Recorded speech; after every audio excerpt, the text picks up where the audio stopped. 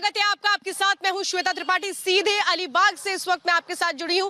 ये वही जगह है जहां अर्नब गोस्वामी है और उनके भले ही वो यहाँ पर है, लेकिन उनके साथ कैसे वो जन समर्थन है, वो लोगों का प्यार है, वो तस्वीरों में हमें देखने को मिल रहा है। और हर कोई आकर के हमसे भी यही पूछ रहा है कि अर्नब सर कब बाहर आएंगे। तो कल इस मामले में 12 बजे सुनवाई होनी है बॉम्बे हाई कोर्ट में। इस बीच आपको बताएं, देश के अलग अलग हिस्सों से तस्वीरें सामने आ रही हैं। देश के अलग अलग हिस्सों से इस वक्त 3 तस्वीरें मैं आपको दिखा रही हूँ। चाहे लखनऊ हो, राजस्थान हो, दिल्ली हो, सब जगह एक भारी जन समर्थन अर्नब गोस्वामी के साथ जुट रहा है। हर एक दिन की वो तस्वीर है जहां हाथ में पोस्टर्स हैं, हाथ में बैनर है और हर एक बैनर में यही लिखा है कि अर्नब गोस्वामी उनके हीरो हैं। अर्नब गोस्वामी किस तरह से लोगों के दिलों में बसते हैं, ये वो तस्वीरें हैं जो आज पूरे देश से सामने आ रही है। और मुझे लगता है ये तस्वीरें कुछ लोगों को अच्छी भी नहीं लग रही होंगी। वो लोग जो अर्नब गोस्वामी को किस तरीके से डराने की कोशिश करते हैं, किस तरीके से उनकी आवाज को दबाने की कोशिश करते हैं, लेकिन अर्नब गोस्वामी ना कभी डरे हैं, ना कभी झुके हैं। हमेशा वो खुद करके सामने आए हैं और सवाल पूछते रहे हैं। उनके सवालों से ही तो शायद कुछ लोगों को डर है और वो चुपते इतने हैं वो सवाल कि ये इस तरह की कोशिशें हो रही है, लेकिन जिसको जवाब भी दिया जा रहा है। राम कदम मेरे साथ है, खास मेहमान दीपक चौहान मेरे साथ है। राम कदम जी, मुझे ये बताइए कि क्या इस देश में सवाल पूछना गुनाह हो गया है? क्या इस देश में उन मुद्दों को उठाना जिस पर किसी की निगाह नहीं है, वो उनको उठाना क्या गलत हो गया है जो महाराष्ट्र सरकार को ये सवाल इतने चुभते हैं? सवाल तो ये है ना कि अर्नब गोस्वामी तो हमेशा ये भी कहते रहे कि आइए, सीधे आइए, मैं आपसे सवाल करता हूँ, स्टूडियो में आइए, तो तब भी तो नहीं आए। ऐसा तो है नहीं कि यहाँ पर कोई एक ऐसी बात थी जहाँ किसी को कभी कोई मौका नहीं मिला। सिर्फ और सिर्फ आपको सिर्फ और सिर्फ बातें चुभती रही और सिर्फ एक तरफा ही बातें होंगी क्या महाराष्ट्र में? श्वेता जी, आपने बिल्कुल मूल बात उठाई है। महाराष्ट्र सरकार को सबसे बड़ी आपत्ति जब पालघर साधु हत्याकांड का मामला जिस प्रकार से बेबाक और पुरजोर तरीके से अर्नब जी ने उठाया, वह बात महाराष्ट्र सरकार को चुभ गई। और समूचा देश जानता है कि पुलिस की जांच के पहले ही महाराष्ट्र के गृह मंत्री और मुख्यमंत्री ये तो मॉब लिंचिंग है ये करार दे चुके थे।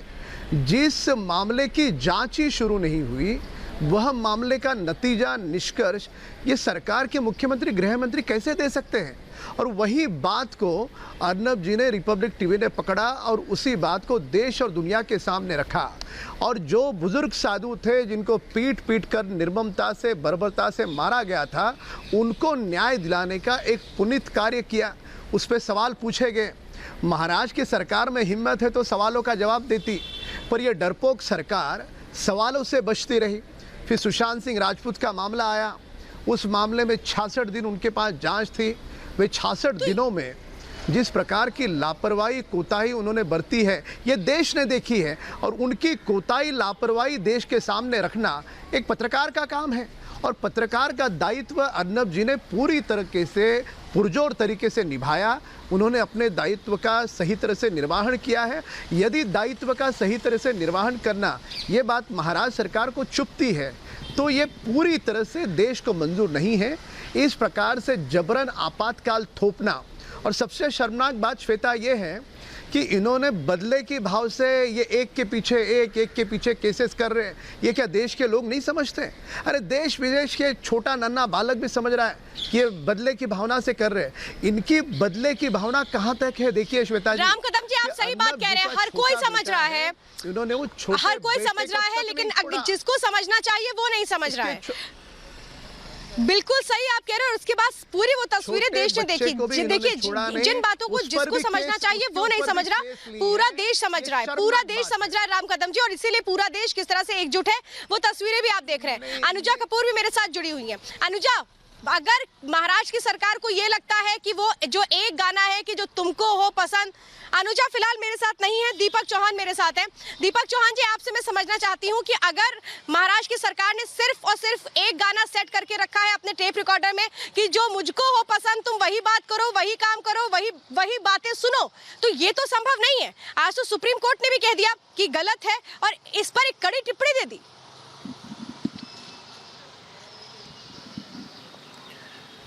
देखिए, सरकार का काम अपनी पसंद से काम करवाने का नहीं होता है। सरकार का दायित्व होता है कि वे जनता के हित में जो उचित, न्यायपूर्ण, न्याय संगत है वे काम करें।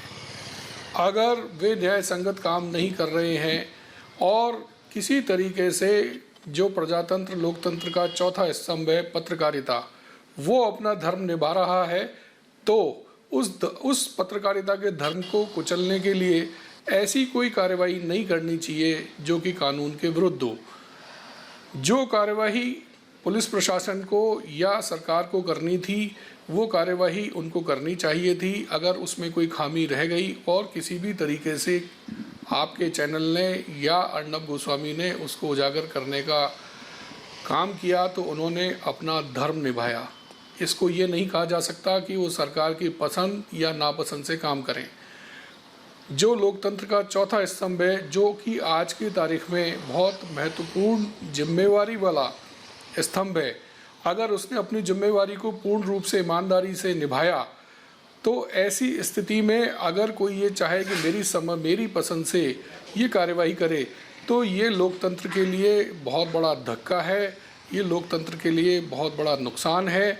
और सच को यदि कुचलने का प्रयास किसी भी तरीके से किया जाता है तो लोकतंत्र और प्रजातंत्र में ना तो ये जनता स्वीकार करेगी और ना ही किसी प्रकार से कानून स्वीकार करेगा। कानून ये चाहता है कि कोई भी सरकार अपना काम कानून के अनुसार करे और कानून से ऊपर ना सरकार है, ना कोई अधिकारी है, ना कोई कर्मचारी है। इस केस में जहाँ तक हम बात करें तो अर्नब गोस्वामी ने पालघर केस ले लें, आप सुशांत सिंह राजपूत केस ले लें, और ऐसी स्थिति में जो बाद में इन्होंने खुलासा किया कि किस तरीके से ड्रग्स का रैकेट एक बॉम्बे में चल रहा है। मेरे को अच्छे तरीके से ध्यान है कि ड्रग्स रैकेट जो चल रहे थे उसके बारे में सबसे पहले बड़ी खबर आपने ही ब्रेक की, और उस खबर के ब्रेक होने के बाद आप देखें कि कितने ही लोग उसमें अरेस्ट हो गए, कितने ही लोगों को इंटरोगेशन के लिए बुला लिया गया। तो आप देखें कि ये काम जो सरकार का था वो काम आपके चैनल ने, आपकी टीम ने, अर्नब गोस्वामी ने किया और उसके बाद ही ये गिरफ्तारी हुई।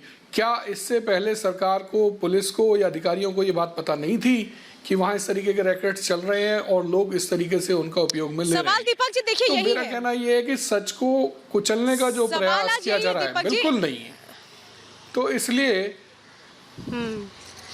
लेकिन सच को कुचला नहीं जा सकता है। देखिए सुप्रीम कोर्ट ने भी आज बहुत अहम टिप्पणी में ये बात साफ तौर पे कही कि जो नोटिस है उसमें मंशा जो है वो डराने की है अर्नब गोस्वामी को, ये साफ नजर आता है। ये बहुत बड़ा ऑब्जर्वेशन था सुप्रीम कोर्ट का, इस पर भी मैं आपसे रिएक्शन लूंगी।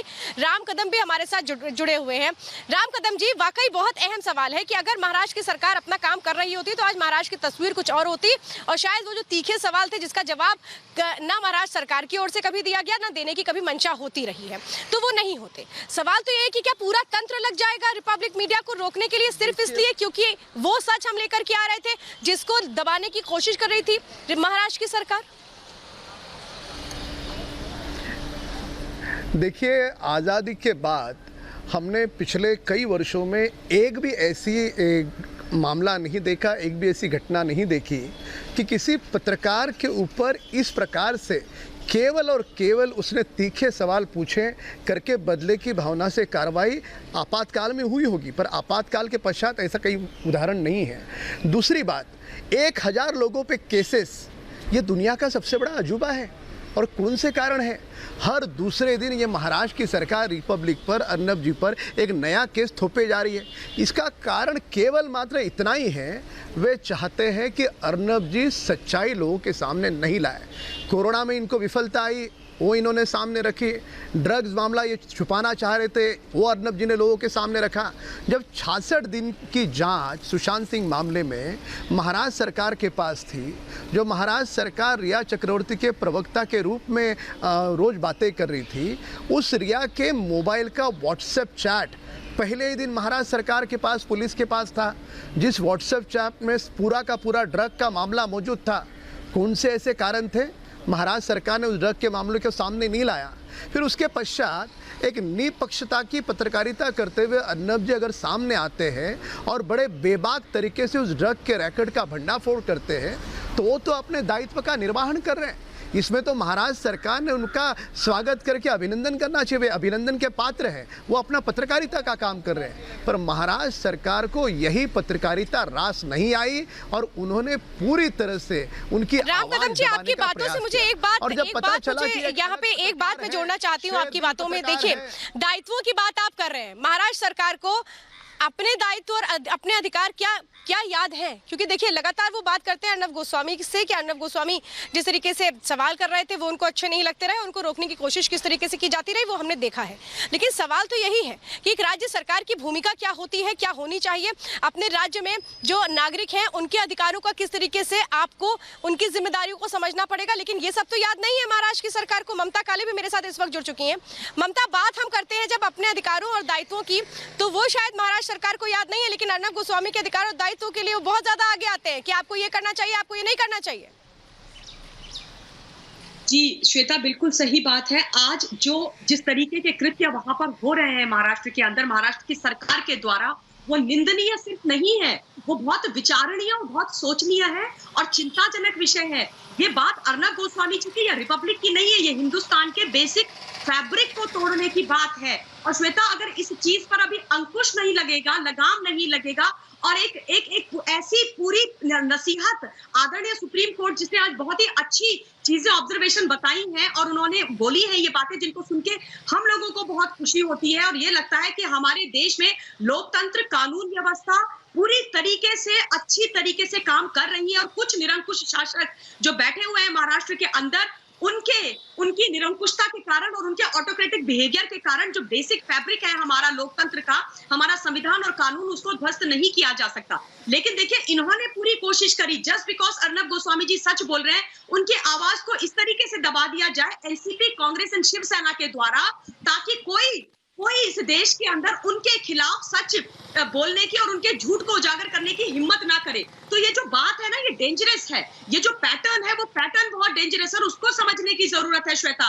हिंदुस्तान के तमाम कोनों में इसको समझने की जरूरत है और मैं निवेदन करती हूँ तमाम अपने न्यायपालिका से, अपने राष्ट्रपति जी से, प्रधानमंत्री जी से, कि इसका संज्ञान लेकर के इस पर अंकुश लगाना और ये जो बेलगाम घोड़े हो गए हैं वहां की सरकार वाले, इनको रोकना बहुत जरूरी है। क्योंकि आज अगर इनके ऊपर स्ट्रिक्ट एक्शन नहीं लिया जाएगा, ये बात देखिए ममता, इस बात को और उन पॉलिटिशियंस के ऊपर भी बहुत गड़बड़ हो जाएगी। ममता, इस बात का